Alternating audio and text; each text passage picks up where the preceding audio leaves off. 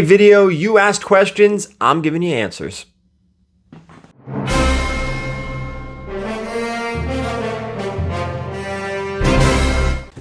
All right, guys, I asked you for some questions, whether it's about me, comic books, all different stuff, and I've got so many great questions and answers. This is actually going to be a two-part series. I like to do this, I don't know, maybe every 6 to 8 months, because not only are there new followers on Instagram and TikTok and all the others, there's new subscribers, and you know, why not answer some questions? And we've got some really good ones this time. Before we get into it, hit that subscription button, thumbs up, leave a comment down below, all that stuff. End of March is King Con in Jersey. It is my first convention of 2023. If you're looking to buy tickets, you can Google King Con. It's on Eventbrite. You could also buy tickets at the door. $10 for Saturday, $10 for Sunday. But if you want the 2-day pass, it's only $15. Hotel, the APA Hotel, wall-to-wall comic books. A little bit of toys, wall-to-wall comic books. There's 3 big artists there: Ryan Brown, Mark Morales, and Johnny Desjardins. And if you can't make it to the show, but you want to get involved with the artists, I'll be streaming on Whatnot with each one of them at different times throughout the weekend. You can go check that out over on my Whatnot page. Give me a follow if you don't have Whatnot. Down below in the description is a link. Sign up and yeah, come hang out for the streams. All right, so let's get into this again. This is a 2-part series because I got so many questions. I asked you guys in YouTube videos for comments. You gave me some questions. I also did it on Instagram. I got some questions there. I took half that I wanted to talk about, and then we're going to get the other half. Some were repetitive, so I didn't want to keep answering the same question. So let's start with an easy one.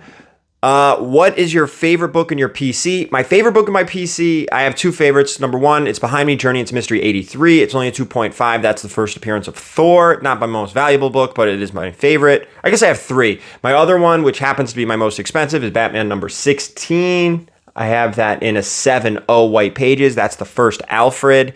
And then my other one is my Batman number 1, New 52, Triple Signs, Capullo, Snyder, Glapion. That's one of my first books I ever got graded and one of my first books I ever got signed. To get a 9.8 on that, it's just that's a deep PC book, because I don't even think it's worth like $200. It's just maybe $250, but it's one of my favorites. Next up, this one, this is a tough one. Has Bravo jumped the shark with so many below decks? My hardcore answer is no. Give me as many below decks as you can. The more I watch Below Deck, the more I'm like, a lot of it does revolve around the captain. So like if I'm not digging the captain, I'm like, it's all right. You also have to have a good crew. Good chef always helps. I do love Below Deck, for you guys who don't know that. One of my favorite shows. It's one of my guilty pleasure shows. Below Deck and Jersey Housewives. Those are my 2 guilty pleasure shows. All right. Next up, this is another good one. A lot of good questions, actually. Both parts are going to have a lot of great questions. Do you think Avengers number 8 is still worth investing in? Do you think it's already peaked? Avengers 8 is the first appearance of Kang. Do I think it's peaked? Yes. I think everything is peaked. Let me make that perfectly clear. The 2021, 2022 numbers we won't see again, I don't believe, for a very long time. However, now that we're in 2023, the 2019 values were still above 2019 values, which means the hobby as a whole is creeping up. Things are still worth more than they were 3-4 years ago. COVID was just a blip on the radar. Kind of messed with everyone a little bit, but do I think Kang is going to go up in value? You may see the Avengers 8 creep up a little bit, but I do think it has peaked overall. It may not be the best time to buy into it right now, because it may settle a little bit more. Of course, you hear me say this in videos, do your own research, do your due diligence. Don't do what I say. Take it with a grain of salt. Do some reading, do some research, maybe other YouTube channels, articles. Do your own research. That's just my personal opinion. That's one opinion. That's all. All right. Well, let me see here. The furthest you've ever traveled for a collection. So I live in New York. The furthest I've traveled from New York was Virginia.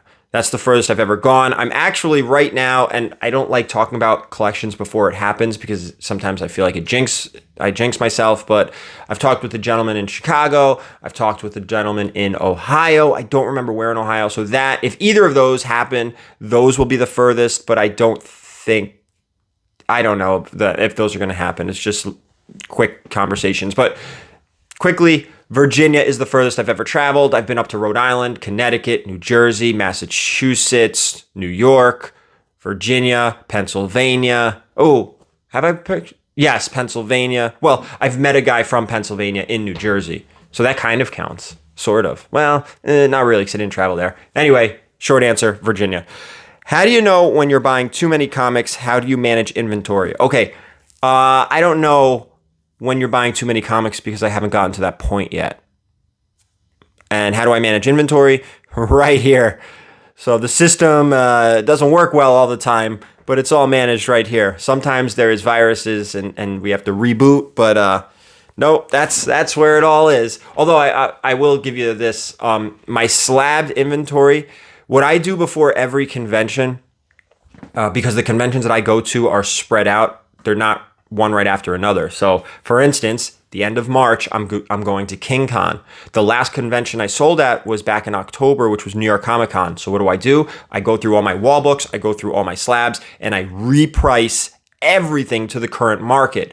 What I'm also going to do for Terrificon, which is at the end of July, which will be the next convention I go to, is I will reprice all my slabs and all my wall books all the way, reprice it to the current market. Things go up, things go down. I want to make sure that my prices are the most accurate, because I'm sure you guys have been to conventions where you look at a book and you're like, whoa, that is way overpriced. I don't want that. I want to make sure mine are where they need to be. So with that being said, what I do is, and I won't have this for King Con, but I will have it for Terrificon, my slabs, after I reprice them, I do a Google Sheets and I type the book, the grade, the page quality, and the price. So I put, and some of you guys know this because you've come to me at shows and I've handed you the packet of all my slabs with all my prices. So I'm not going to do that for King Con because I just don't have enough time. Plus I plan on doing a mystery box auction in April. So that'll move 150 slabs from my inventory. I'll do that on Whatnot. So I don't want to put 150 books on a Google Sheets to just go through and erase them all. So after my mystery box auction, I will do a Google Sheets, get everything ready for Terrificon, and reprice everything as we get closer. So Terrificon's the end of July, so I'll do all my pricing early July to mid-July to make sure it's as most accurate as possible for that show. And I do that again for every convention. Where am I here? Okay, what is one thing you wish you knew 5 years ago before YouTube? Before YouTube blew up? I don't know. I wish I knew. I mean, we could all say the same thing. I wish I knew that the market was going to explode during COVID, because I wouldn't have sold anything in like 2020 or 2019. I would just hold everything and then sell everything during the height. But I mean, you can do that. That's Monday morning quarterback stuff, you know? Favorite or preferred method of selling? Okay, I actually have a few favorite methods of selling. So like, I do love the YouTube auctions. Those are some of the best times I've ever had on YouTube with me, the guys from Pressable Defects, Erod. Those are some of the, those are the most fun. So is it a favorite method of selling? I wouldn't say it's a favorite method of selling, because going through emails, going through PayPals and all that, it's very time consuming, but it's a lot of fun. So I have two current ones. Number one is Whatnot.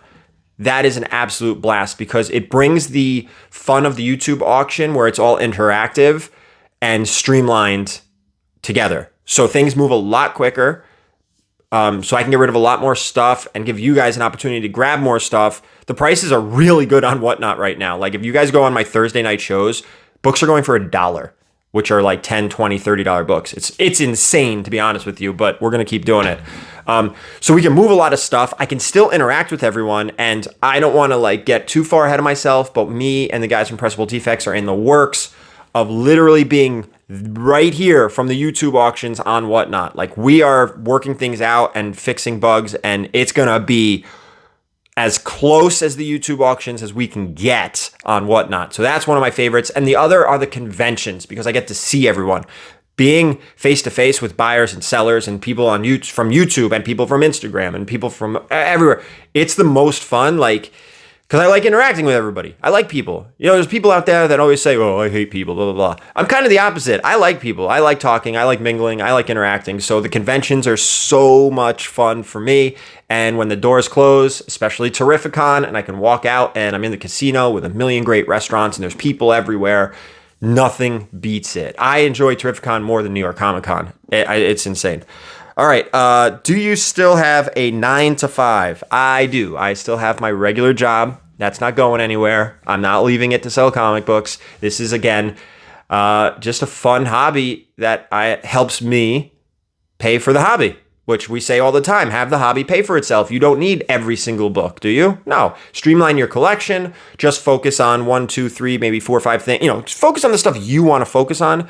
I focus on Batman, Rogues. I focus on Turtles, He-Man. I have Thor. I have Green Lantern. And anything else is kind of expendable. So the money that comes back can help me upgrade my books or buy statues I want or toys because I'm a child. Things like that.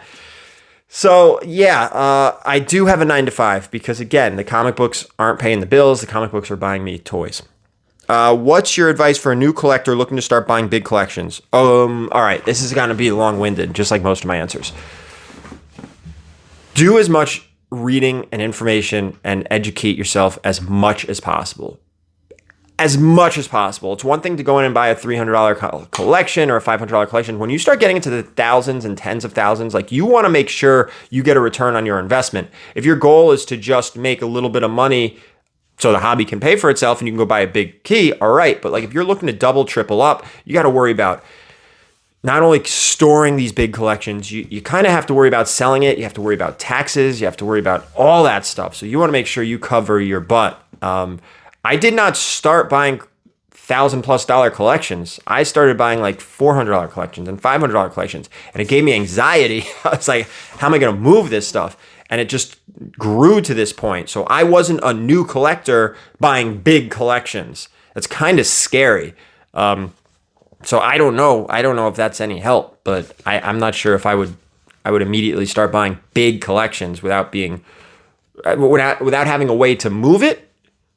And without having a way to move the junk, the dreck, because there's a lot of it out there. There's a lot of bad comic books out there that are worth pennies. You got to find a way to move that as well.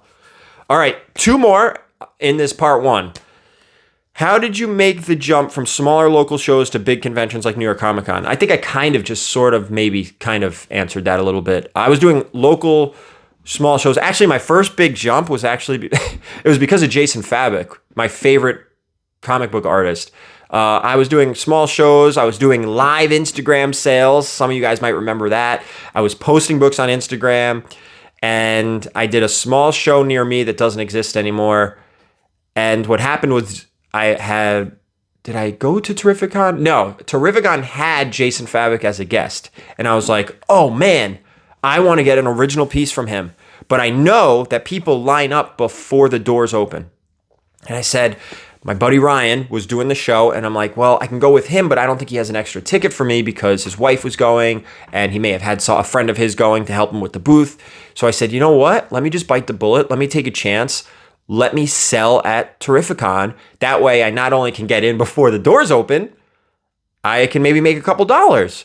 So that's how it all started. Because of Jason Fabok, I wanted to make sure I was in the door to get in line to get an original piece from him because I hadn't had one, and I was able to get one. He sold every day original pieces, and I'm not really a greedy guy, so I made sure I got one of the days I wanted a Batman or a Joker, and I got a Batman, and that was it. So that's actually how it started.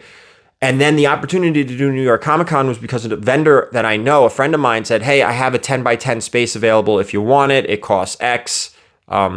If you want it, do it. And I said, well, let's make the jump. Let's go. So I did it. I did all right. Did Terrificon the next year. I did New York Comic Con the next year. And then I started upping my booth because I had just acquired more and more stuff.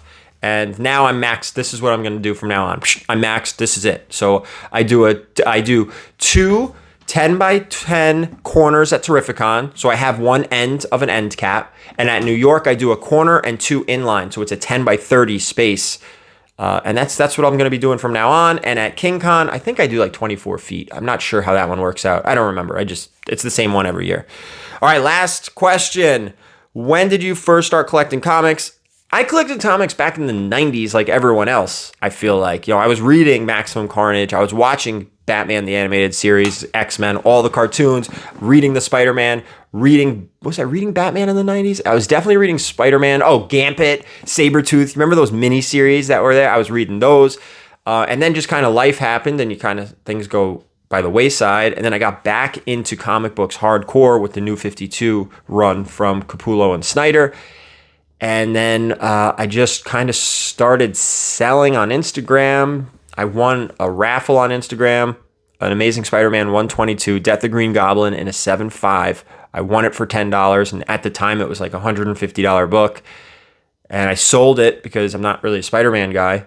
He's like the next character I'm going to start collecting, which is terrifying to me because those books aren't cheap, and I have most of them. And I want to sell them. I don't want to keep them. So if I ever start collecting Spider-Man, it's game over for me. I'm in trouble. So that was when I first started in the 90s and took a big break. And then I have Scott Snyder and Greg Capullo to blame for getting back into it. So that's it for part 1. I have a whole bunch of other questions that I want to get into as well in a part 2. We'll do that in like a week or two. Hopefully I answered some of your questions here. And that's it for me, guys. Thank you so much for watching. And as always, keep it comics.